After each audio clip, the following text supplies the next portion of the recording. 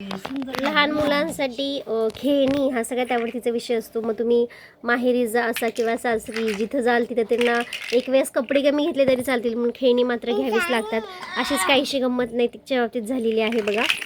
इथे आल्यानंतर त्याने आधी बाबांना सांगितलं, त्याच्या आजोबांना आबांना, की मला तुम्ही काय करा, ब्लॉग्स घेऊन या.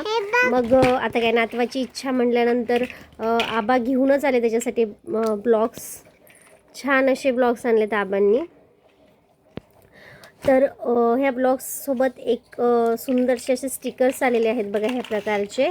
ते आपण त्याच्यावर चिटकू शकतो. आणि त्यासोबतच हे बनवण्यासाठीचं कार्ड आलं आहे की 4 डॉट्सचे ब्लॉग्स, 2 डॉट्सचे, 8, त्यानंतर 12, 4 अँड नो डॉट्स असे वेगवेगळे त्याच्यासोबत आलेले ते ब्लॉग्स आहेत हे.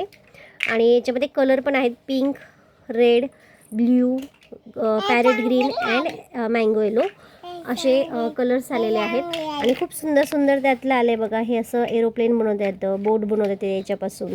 त्यानंतर इथे कॅट दिली आहे, dinosaur, elephant and as well as there is gun. त्याच्यानंतर बघा वॉटर डिस्पेन्सर आहे, त्याच्यानंतर हेलिकॉप्टर आहे, टेम्पल आहे, त्यानंतर रोबोट आहे, त्याच्यानंतर आयफिल टॉवर आहे. असे वेगवेगळे याच्यापासून आपण बनवू शकतो. तर मुलांना काही दम असतो का, त्याने लगेच याच्यामध्ये लक्षपूर्वक असा रोबोट बघितला आणि तोच रोबोट त्याने लगेचच्या लगेच तयार केला आहे बघा.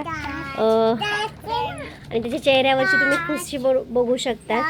अशा खेळण्यातून काय होतं तर मुलांचा बौद्धिक विकास होतो आणि रमतातही, शिवाय यातून लागण्याची भीती कमी असते आणि आनंद मिळतो तो काही वेगळाच असतो बघा.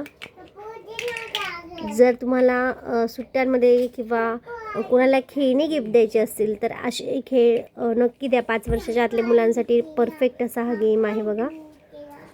आणि नैतिकचं रोबोट फार फेवरेट आहे, कारण की नैतिकचं एक रोबोटचं कार्टून पण आहे जे की खूप जास्त फेवरेट.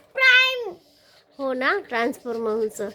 आणि तुम्ही बघू शकता तिथे काय चाललंय. इथं सानूचं चाललंय आजीकडून लडीवारपणे चॉकलेट घेण्याचं. हे खरंच मज्जा असते बाबा. आपल्या लहानपणी आपण खेळायचो चांपूल.